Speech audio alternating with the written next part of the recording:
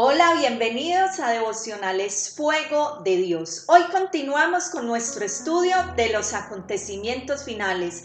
Hoy con un tema hermoso, la segunda venida de nuestro Señor Jesucristo. Te invito y te recuerdo para que nos sigas en nuestras redes sociales, en YouTube y en Facebook, Devocionales Fuego de Dios. Darle clic al video y darle clic a la campanita para que te lleguen todas nuestras notificaciones. Sean todos bienvenidos. Hola Andrés, bienvenido. Hoy continuamos con nuestro estudio de los acontecimientos finales y les decía a todos nuestros seguidores que hoy tenemos uno de los temas más hermosos, que es la segunda venida de nuestro Señor Jesucristo. Bueno, hola a todos, qué bueno que nos acompañan y prepárese, coja su libreta de apuntes, su lapicero, su cuaderno de estudio, en fin, para que iniciemos el tema que está espectacular, Claudia, la segunda venida de nuestro Señor Jesús. Así es, vamos a iniciar orando y a poner este tiempo, como siempre acostumbramos a hacerlo, en las manos del Señor para pedir la guía de su Santo Espíritu para que sea Él el Maestro por excelencia y el que nos enseñe todas las cosas. Amén.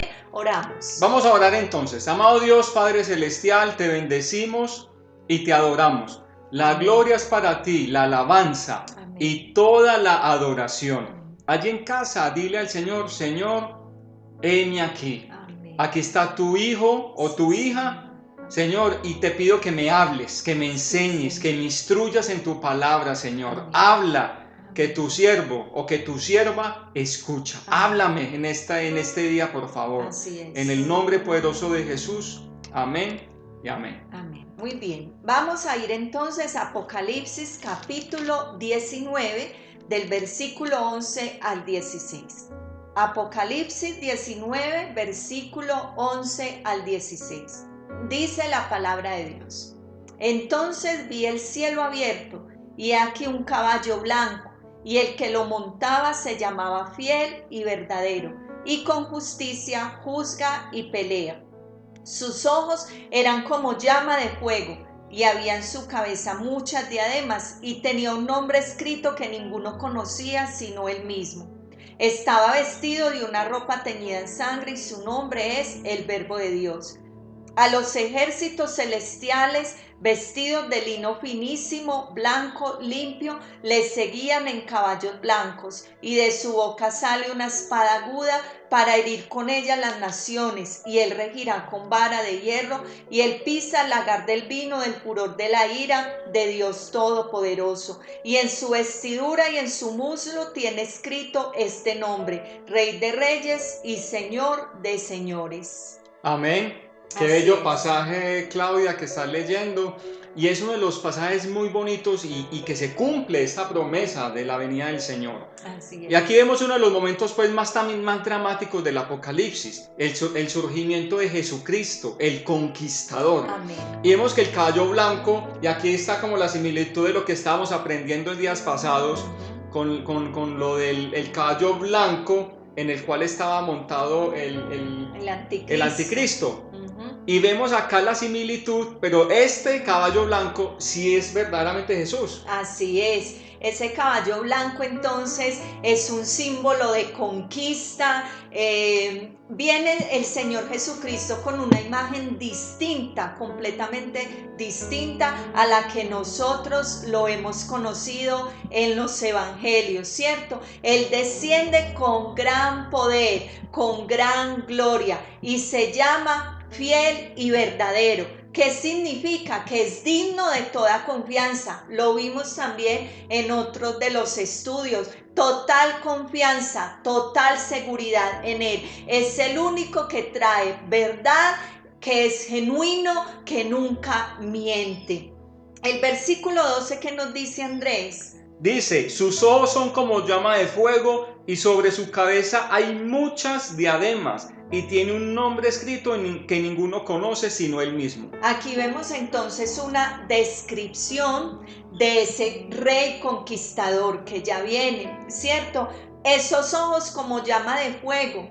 lo decíamos también más en otro estudio, significa que Él lo sabe absolutamente todo. Lo ve todo. Lo ve todo, ¿cierto?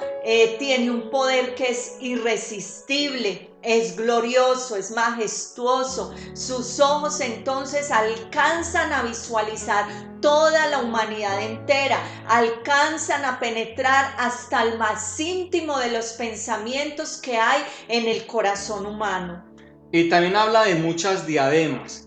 Y también habíamos hablado un poco de la diadema, que hay dos tipos de diademas. Una es la diadem, que es la diadema de la corona real, en este caso la que tiene Jesús, y el estéfano, que son las hojitas. Así es. Y vemos acá que él tiene muchas diademas, la corona real, que es el símbolo de la autoridad, que es el símbolo del dominio, el único gobernante que está en esta tierra. Así es, hermoso eso, ¿cierto? Y también nos dice que tiene un nombre escrito que ninguno conoce. No sabemos cuál es ese nombre, pero recordemos que esa fue una de las promesas que Él le da para los fieles de la iglesia de Filadelfia. Una de esas promesas es que aquellos fieles iban a reconocer ese nombre, van a saber cuál es ese nombre. Entonces, en su debido momento, en su debido tiempo y allí en la presencia de nuestro Señor, entonces sabremos cuál es ese nombre nuevo que Él tiene y que solo Él conoce hasta ese momento. Claudia, y en el versículo 13 dice que está vestido de una ropa teñida en sangre y su nombre es el Verbo de Dios. Así y esto vamos para un pasaje en Isaías 63:14 y vamos a ver qué alusión, a qué nos está enseñando este pasaje. Isaías 63 del 1 al 4. Dice, ¿y quién es este que viene de Edom, de Bosra, con vestidos rojos? Este hermoso en su vestido que marcha en la grandeza de su poder. Yo, el que hablo en justicia, grande para salvar. Porque es rojo tu vestido y tus ropas como del que la han pisoteado en el lagar. He pisado yo solo el lagar y de los que con mi ira y los hollé en mi furor y su sangre salpicó mis vestidos y manché todas mis ropas, porque el día de la venganza está en mi corazón y el año de los redimidos ha llegado. Y ese pasaje es hermoso y es un pasaje profético de toda esa sangre que Jesús derramó en la cruz del Calvario.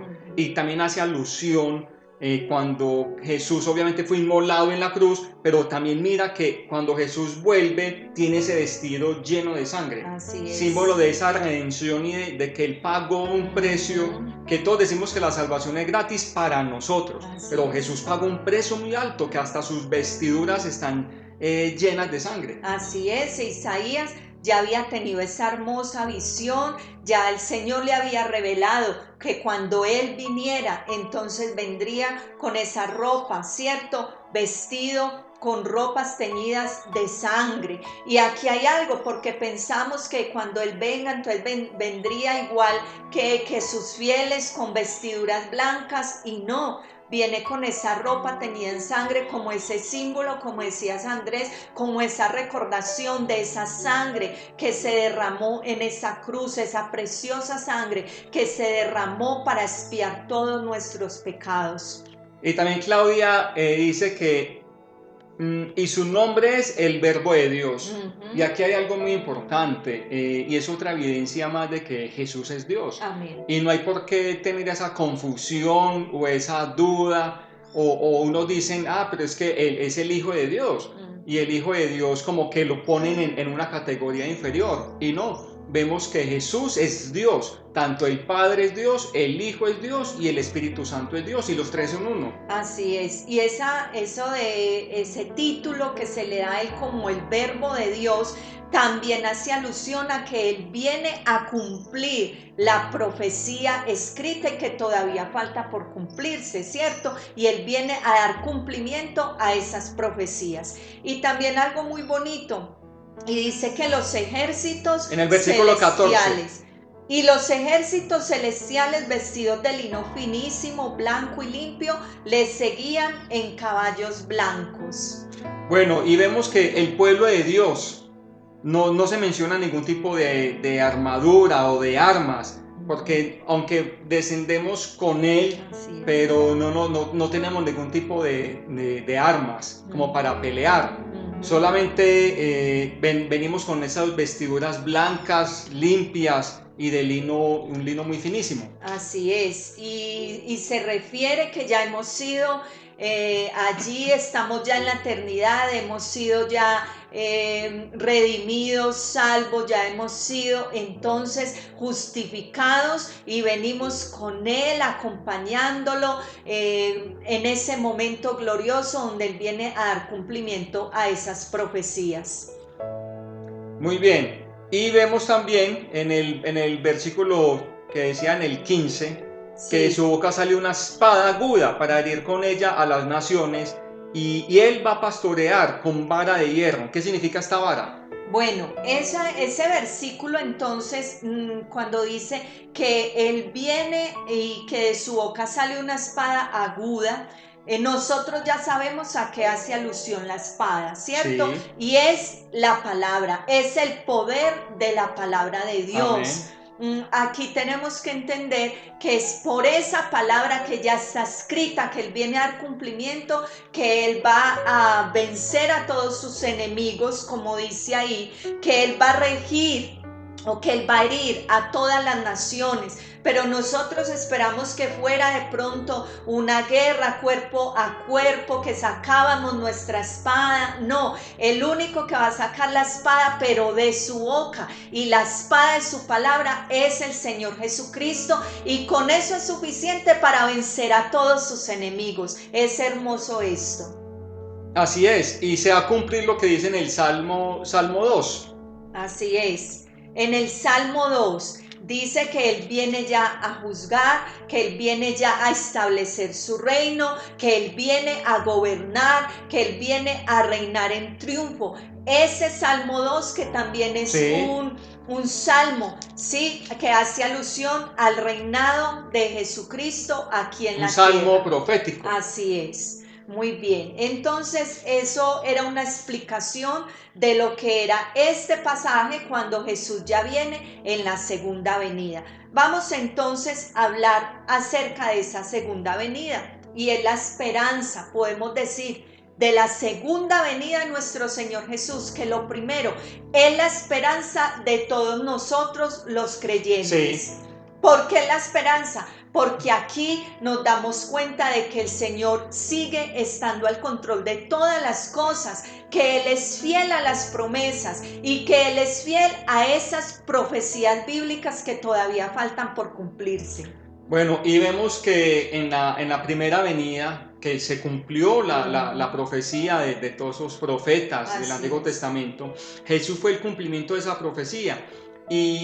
Y Él vino como un bebecito, se encarnó, se hizo hombre, siendo Dios se encarnó, y vino y nació en un pesebre. Así es. Que eso era lo que las personas no lograban entender. Y durante su vida terrenal cumplió con muchas profecías de como Mesías que era.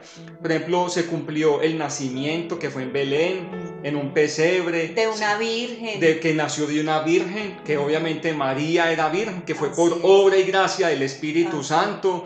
Se cumplió todo su ministerio, su muerte y su resurrección también. Así es. Pero sin embargo, todavía faltan muchas profecías que faltan por cumplir el Mesías y nuestro Señor Jesucristo, ¿cierto? Todavía no se han cumplido, y Él viene precisamente también a dar cumplimiento a esas profecías. Por lo tanto, podemos decir que la segunda venida de Cristo será el retorno de Él para dar cumplimiento a esas profecías restantes. En su primera venida, como hablabas, Andrés, Jesús vino entonces como ese siervo sufriente. Sí. Jesús vino como ese siervo a pagar un precio, se humilló hasta lo sumo, pero en su segunda venida Él viene como el rey y conquistador. En su primera venida Él llegó bajo las más humildes condiciones, Sí. naciendo en un pesebre. Él creció, él en su humanidad pasó hambre, tuvo Se sed, cansaba, se sueño. cansaba, todo, absolutamente todo. Pero en su segunda venida lo vemos que vienen con esos ejércitos celestiales a su lado. Un momento glorioso, esplendoroso, maravilloso, único y sin igual. Cuando Él venga entonces y ya todo ojo le vea. Vamos a leer en Hechos 1:11, que dice, Hechos 1:11, Sí. los cuales también les dijeron, varones Galileos, ¿por qué estáis mirando al cielo? Este mismo Jesús, que ha sido tomado de vosotros al cielo, vendrá así, tal como le habéis visto ir al cielo. Así es. Ahí vemos cuando en la ascensión de Jesús, cuando vieron que Jesús ascendió y se aparecieron unos ángeles y con vestiduras blancas y le dijeron esto a los galileos, a los discípulos. Así es. Y también lo que estamos haciendo es compartiendo algunas citas de la palabra de Dios que nos confirman cómo va a ser esa segunda venida. Entonces ya leímos la primera, que es Hechos 1:11. Miremos Zacarías capítulo 14, el versículo 4. Y se afirmarán sus pies en aquel día sobre el monte de los olivos que está enfrente de Jerusalén, al oriente, y el monte de los olivos se partirá por medio, hacia el oriente y hacia el occidente, haciendo un valle muy grande, y la mitad del monte se apartará hacia el norte y la otra mitad hacia el sur. Entonces aquí Andrés Zacarías nos deja claro e identifica el lugar donde Jesús va a llegar cuando venga en su segunda venida. En el Monte de los Olivos. Su lugar favorito, ¿cierto? Y nuevamente regresa allí. Era el lugar cuando él estuvo aquí en su vida terrenal, en su ministerio, el lugar donde él se apartaba a orar, era el lugar de intimidad con su Padre. Fue allí en ese Getsemaní donde él murió. Antes de ser crucificado, él allí murió cuando le dijo a su Padre, hágase su voluntad, que no se haga como yo quiero, sino como tú. Entonces vemos que una vez más y en su segunda venida él va a llegar al monte de los olivos y dice que ese monte se va a partir en dos, ¿cierto? Entonces Zacarías o el Espíritu Santo a través del profeta Zacarías nos deja claro el lugar donde él va a llegar en su segunda venida. Hay que tener claro que, Claudia, que en el arrebatamiento de la iglesia, que es el factor diferencial, el Señor en el arrebatamiento va a estar en el cielo, esperándonos a nosotros como pueblo de Dios, a los hijos de Dios, que nos vamos. Pero en esta segunda venida ya venimos con Él y él viene directamente a la tierra. Ahí es cuando Él desciende al Monte de los Olivos. Y en Mateo 24:30, tengo por acá la cita, dice, entonces aparecerá la señal del Hijo del Hombre en el cielo, y entonces harán duelo todas las tribus de la tierra y verán al Hijo del Hombre viniendo sobre las nubes del cielo con poder y con gran gloria. El Señor va a venir con poder. Esta segunda venida va a ser con poder y con gloria, que es lo que obviamente es un factor diferencial de la primera venida, que fue con ese espíritu de servicio, de humillante, que vino a servir y no para ser servido. Ahorita ya viene como ese rey conquistador. Amén, así es. Tito 2:13, ¿qué nos dice Tito? Dice, aguardando la esperanza bienaventurada y la manifestación gloriosa de nuestro gran Dios y Salvador Jesucristo. Mire, el apóstol Pablo, cuando le escribe esta carta a Tito, le dice o tiene esa revelación de que ese momento entonces va a ser la manifestación gloriosa, una manifestación gloriosa, y es la manifestación del gran Rey y Salvador Jesucristo. Y en Apocalipsis 1:7 dice, he aquí que viene con las nubes y todo ojo le verá, y los que le traspasaron y todos los linajes de la tierra harán lamentación por él. Sí, amén. Amén. Es decir que todo ojo le verá. En esa segunda venida todos le verán. Va a tener un alcance universal. Y y va a ser de manera visible. visible a todos. Muy bien. ¿Qué hará Jesús cuando venga nuevamente, Claudia? Vamos a mirar entonces algunos detalles de lo que va a hacer Jesús cuando retorne. Y lo primero es que Él viene a dar inicio a lo que es el periodo milenial que nos habla Apocalipsis, ¿cierto? Ese periodo de 1000 años donde Jesús va a reinar aquí en la tierra. Ese periodo milenial lo vamos a estar estudiando el próximo jueves para que estemos muy atentos y vamos a ampliar un poquito más de qué es ese periodo o ese reino milenial o el milenio que también es conocido. Es muy conocido así. Bueno, también va a tomar su lugar como el rey de los cielos en la tierra. Entonces va a establecer su gobierno sobre la tierra y va a gobernar toda la humanidad en paz. O sea, va a traer paz. Después de de ese sufrimiento que causó los juicios y toda esa gran tribulación que hubo, ahí es cuando ya luego viene el Señor en su segunda venida, se establece en la tierra y viene a gobernar en paz. Así es. Y esa sí es una paz real. Sí. Paz real y verdadera. No la que estaba prometiendo el anticristo. Así es. Que era una paz ficticia. Ajá. Muy bien. Lo tercero a lo que viene Jesús es para que sus hijos experimenten completamente la realidad de la salvación. ¿Por qué? Porque Él hará distinción en ese momento entre los que son y entre los que no son. Separará los escogidos de los que no fueron escogidos, y no porque Él no quiso, sino porque la dureza del corazón del hombre no lo hizo venir, no le permitió venir a la fuente de vida, ¿cierto? Porque en los planes de Dios, y como dice Juan 3:16, porque de tal manera amó Dios al mundo que ha dado su Hijo único para que todo aquel que en Él crea no se pierda, sino que tenga vida eterna. La salvación está dispuesta para todos, pero es el hombre quien tomaba la decisión de tomarla o de dejarla. Y aquí ya se va a ver esa distinción, ¿cierto? Ahí Él va a separar lo que es el trigo de la cizaña. Es el momento en que Él va a hacer esa separación y va a decirle a los de la derecha: venid benditos de mi Padre, pero a los de la izquierda, malditos, que nunca quisieron estar en mi presencia ni quisieron aceptar la salvación tan grande que yo vine a dar. Muy bien, y como cuarto punto va a recoger el fruto de la obra de salvación. Es decir, una culminación gloriosa del plan de salvación, Claudia. Sí. Viene a cosechar lo sembrado, viene preparado para la siega. Así es. Y por último, quinto, Jesús viene para juzgar al mundo, ¿cierto? Ya han pasado los juicios de Él sobre la tierra, pero aquí ya Él viene a hacer presencia, a mostrar a toda la humanidad y al mundo entero que Él es real. Mucha gente no cree y saben, muchos dicen, ellos están hablando de eso porque quieren infundir de pronto temor.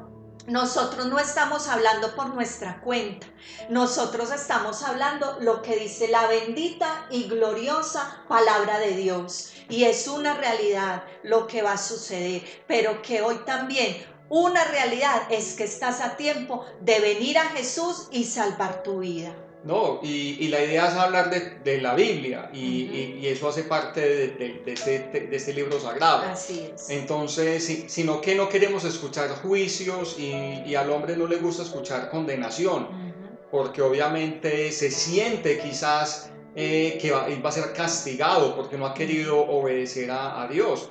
Pero si lo dice la Biblia, hay que enseñar de todo. Amén. Hay que enseñar de todo. Así si está en es. la Biblia, hay que enseñarlo. Amén. Desde el Génesis hasta el Apocalipsis. Muy bien.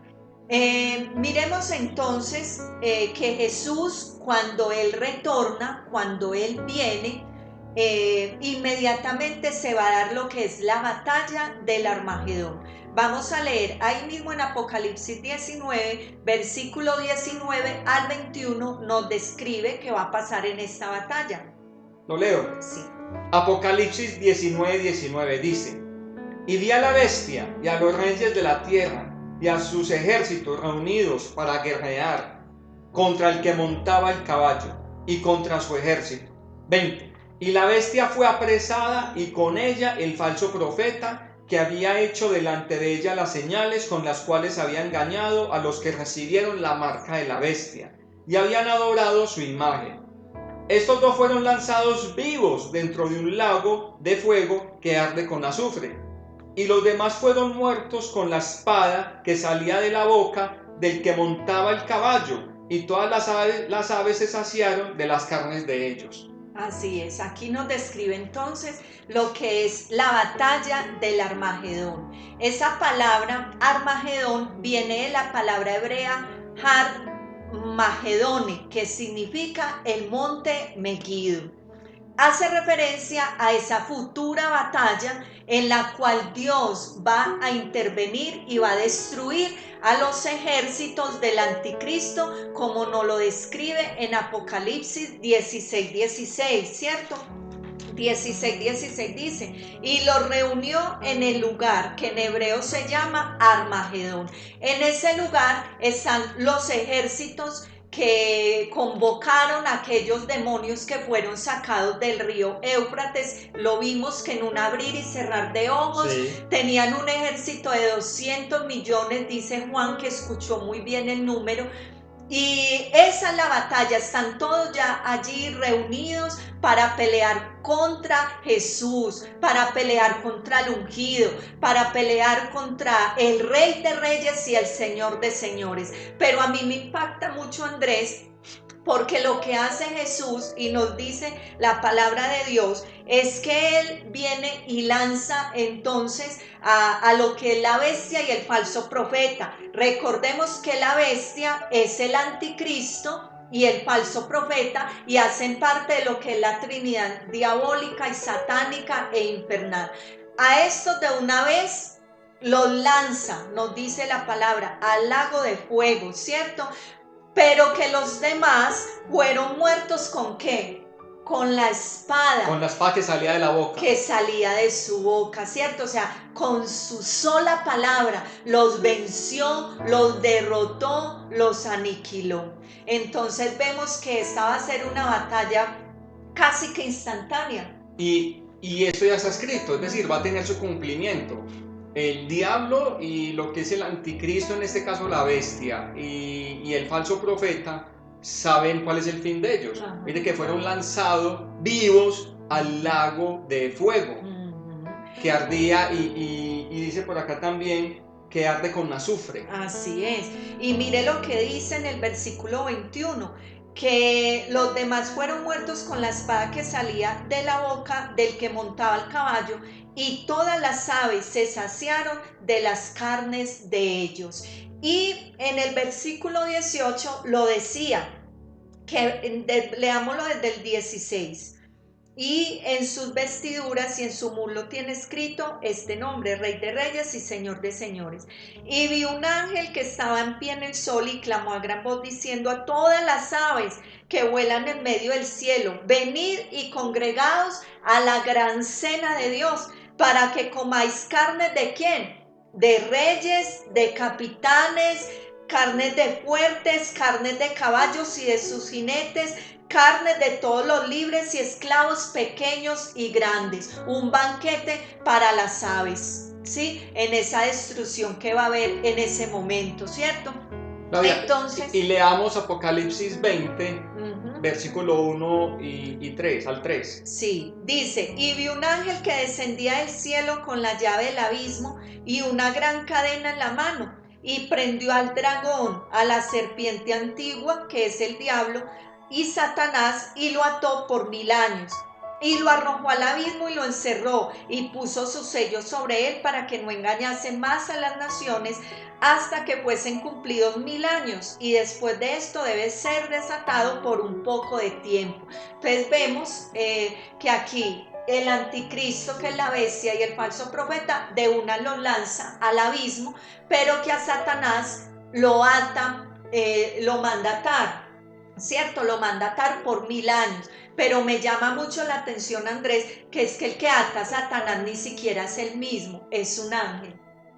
Es un ángel quien él le da la orden para que lo ate. Entonces aquí podríamos decir, ¿será que si es tanto el poder que a veces nosotros como hijos de Dios le damos como a él? Porque mire que a veces creemos que él tiene más poder que incluso Dios, y no es así. Mire que aquí un ángel, uno solo, es capaz de atarlo con cadenas y lanzarlo a ese abismo. Claudia, es que muchas veces pensamos que está Dios aquí, que Dios todopoderoso, y el diablo está al mismo nivel, que están al mismo nivel, a la par, y no, está Dios por encima y el diablo está debajo, que Dios lo pisotea. Así es. Y lo que vos decís Claudia, explicás, es verdad. Un solo ángel lo cogió, o sea que él es invencible, pues. Él es vencible, se puede vencer, perdón, al contrario, él es vencible.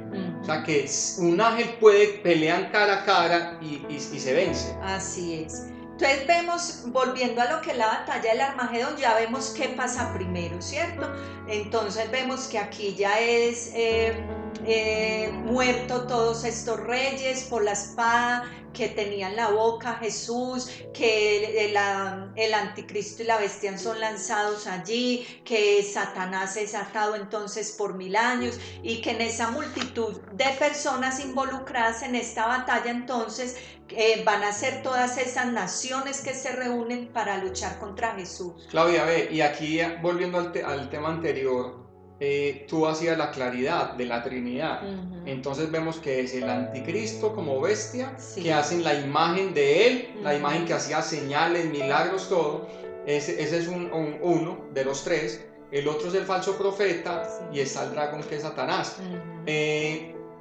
Miremos que hay un ser exclusivo, que es el anticristo, que en la historia han habido, como dijimos la vez pasada, muchos anticristos, y está el espíritu del anticristo andando en todo el mundo, convocando al ejército de maldad. Pero mira que hay una persona como líder y designada para hacer toda esta maldad a la tierra. Así es. Muy bien. La ubicación exacta del Valle del Armagedón es incierta, ¿cierto?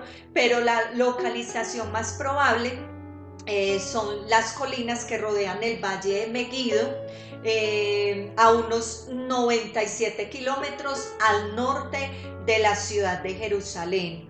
El Valle de Armagedón fue muy famoso porque allí ocurrieron dos grandes victorias en la historia del pueblo de Israel. La primera fue la victoria de Barak sobre los cananeos. Eso lo encontramos en el libro de Jueces, capítulo 4, el versículo 15. Y la segunda victoria fue la de Gedeón sobre los madianitas, que se encuentra en Jueces, el capítulo 7. Pero también fue un lugar de dos grandes tragedias. ¿Cuáles fueron esas tragedias, Andrés? Sí, ahí fue cuando la muerte de Saúl y sus hijos, que está en el primer libro de Samuel, 31, versículo 8, y también fue la muerte de Josías, ese rey, en el segundo libro de Reyes, capítulo 23, del 29 al 30. Así es. Entonces vemos que el Valle de Armagedón se convirtió en un símbolo del conflicto final entre Dios y las fuerzas del mal. O sea que así como hubo victorias, también hubo derrotas, en este caso con Saúl y con Josías. Así es. Entonces es un sitio de contienda, de guerra, es conocido, y están como esperando esa batalla final. Sí, y que ya la palabra de Dios nos dice quién es el ganador, el vencedor absoluto.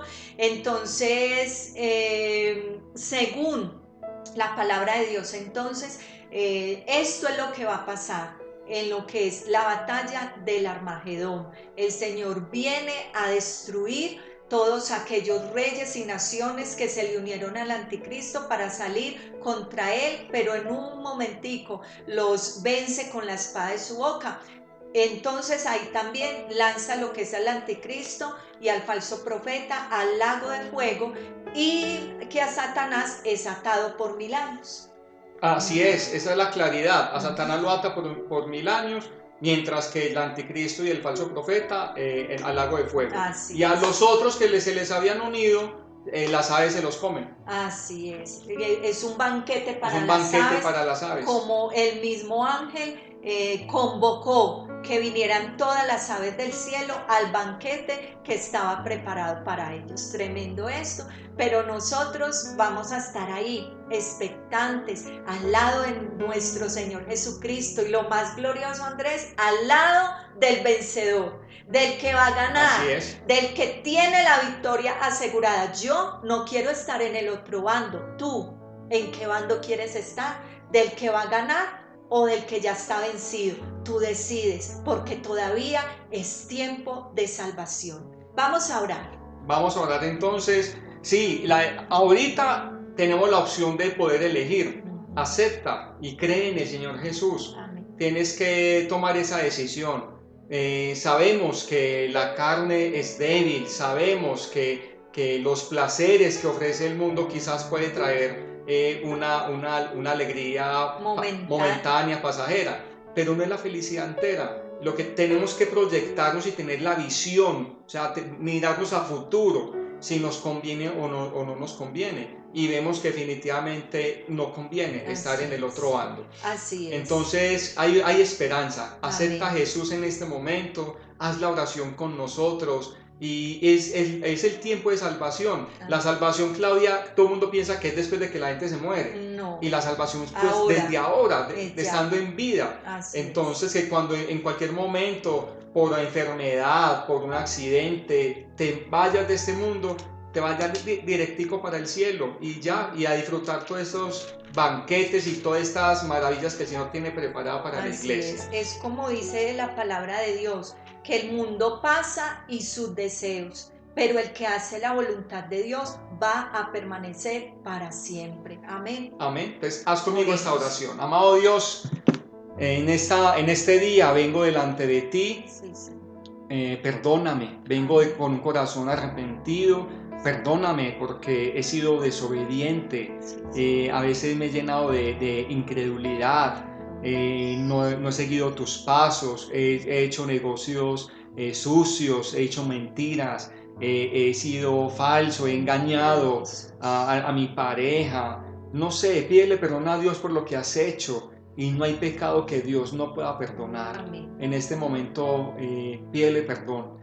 Y el Señor perdonará todos tus pecados. Señor, vengo delante de ti, creo en ti, mi Señor Jesús, y creo que tú pagas un precio en la cruz del Calvario. Amén. Por mí, por amor a mí. Gracias. Te pido perdón, te acepto como mi único Señor, como mi suficiente Salvador. Y te pido, Señor Jesús, que escribas mi nombre en el libro de la vida. Amén. Acéptame como tu Hijo, Señor. En el nombre de Jesús. Ayúdame.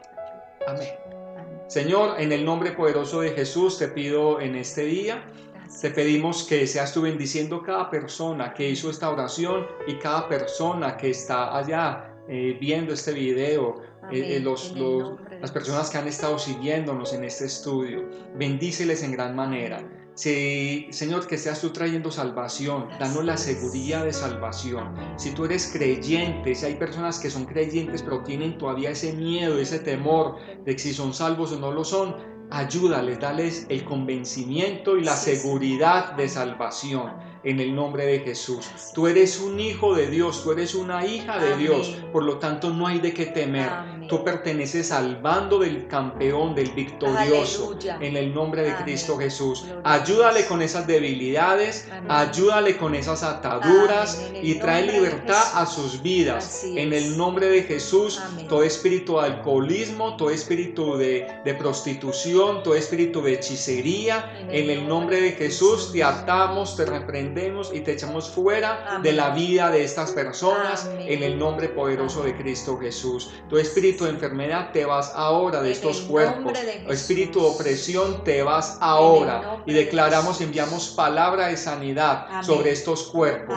Declaramos sanos estos cuerpos, sanas las mentes, sanos las almas, en el nombre poderoso de Cristo Jesús. Gracias, amado Dios. Gracias por esa enseñanza y darnos esa paz y esa tranquilidad que solamente tú sabes dar. En el nombre poderoso de Cristo Jesús. Amén y amén. Bueno, una feliz semana. Qué bendición el poder estar con ustedes. Y el jueves continuamos con este estudio que va a ser obviamente otro tema que hemos ya avanzado y también de mucho interés, Claudia. Así es, el periodo milenial. No te lo pierdas. Un abrazo y les amamos en el amor de Cristo. Bendiciones. Bendiciones, chao.